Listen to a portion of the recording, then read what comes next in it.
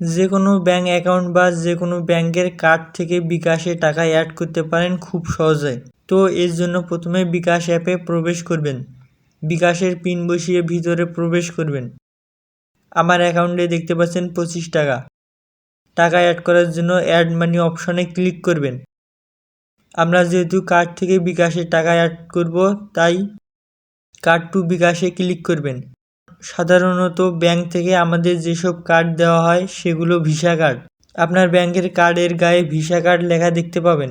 Visa এর উপর click করবেন। অ্যামাউন্ট এর জায়গায় যত টাকা অ্যাড করতে চান তা এখানে বসাবেন।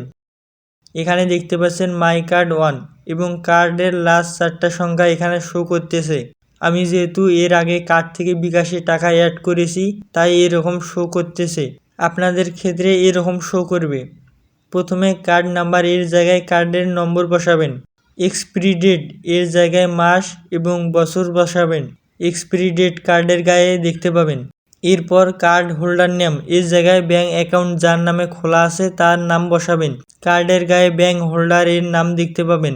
এরপর সিভিভি বা সিভিসি নম্বর এর জায়গায় কার্ডের অপর প্রান্তে 3টি বা 4টি সংখ্যা দেখতে পাবেন, এটি বসাবেন। তো সব কিছু বসানো হলে ভালোভাবে আবার চেক করে নেবেন। এখানে যে তথ্যগুলো দিয়েছেন তা সঠিক হয়েছে কিনা তা ভালোভাবে দেখবেন। তো সব কিছু সঠিক মনে হলে প্রসিড অপশনে ক্লিক করবেন। ব্যাঙ্ক অ্যাকাউন্ট খোলার সময় যে নম্বর দিয়েছিলেন সেই নম্বরে ওটিপি যাবে। সেই ওটিপি এখানে বসিয়ে সাবমিট ওটিপি অপশনে ক্লিক করবেন। ক্লিক করার সঙ্গে একটু লোডিং নিয়ে আপনার বিকাশ অ্যাকাউন্টে কার্ড থেকে টাকা অ্যাড হবে। কোনো কিছু জানার থাকলে কমেন্ট করে জানাতে পারেন। আর ভিডিওটি একটু ভালো লাগলে লাইক করে আমাদের সঙ্গে থাকুন। ধন্যবাদ।